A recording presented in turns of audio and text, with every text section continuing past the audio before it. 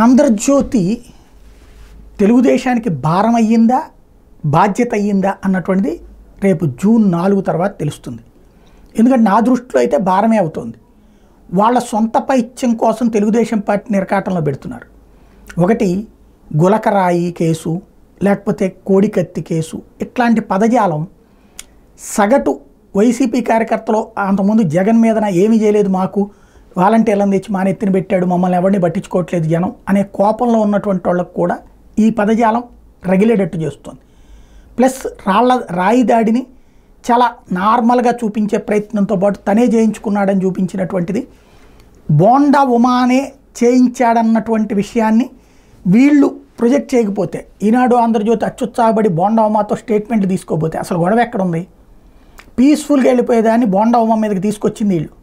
Police దర్యాప్తు ఇప్పట్లో తెలియదా ఆ రాయి ఎక్కడుందో, ఇదంతా రాయి వేసినోడు ఏంటి, వాడి జాతకం ఏంటి, ఇదంతా సతీష్ అనేవాడు ఎవరికి తెలిసింది? అక్కడ వీళ్ళే అవన్నీ లీకులు చేసుకొచ్చారు.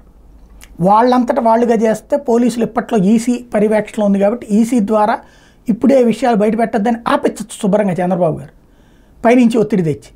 కానీ ఆంధ్రజ్యోతి ఈనాడు అత్యుత్సాహం అది జగన్కి అంటగట్టేద్దామని ప్రయత్నించడంతో ప్రారంభించి అది కాస్త రివర్స్ అయింది.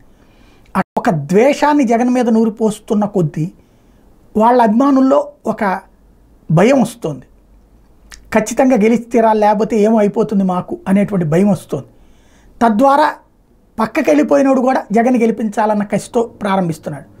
ఇంకో పక్కన వాలంటీర్ల విషయం, రోజు వాలంటీర్లని ఇప్పటిదాకా దొంగలుగా చిత్రీకరించి ఆ వాలంటీర్లంతా ఇప్పుడు దీంట్లో చేరుతున్నారని చూపెట్టడం తెలుగుదేశంలోకి.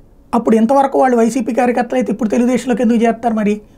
తద్వారా అలాంటి వాటిలో కూడా వాలంటీర్ల విషయంలో తప్పుదోవ పట్టించింది చంద్రబాబు మీడియానా అంటే ఇద్దరు కలిసి చేశారు. పర్యవసానం ప్రజల్లో వచ్చినటువంటి భయాందోళనలు ఇవన్నీ చూస్తే తెలుగుదేశానికి ఏదో మేలు చేకూర్చబోయి ఏదో చెడు చేసినట్టయితే నాకు అనిపిస్తోంది. అవునా కాదన్నది జూన్ 4 తర్వాత తేలుతుంది.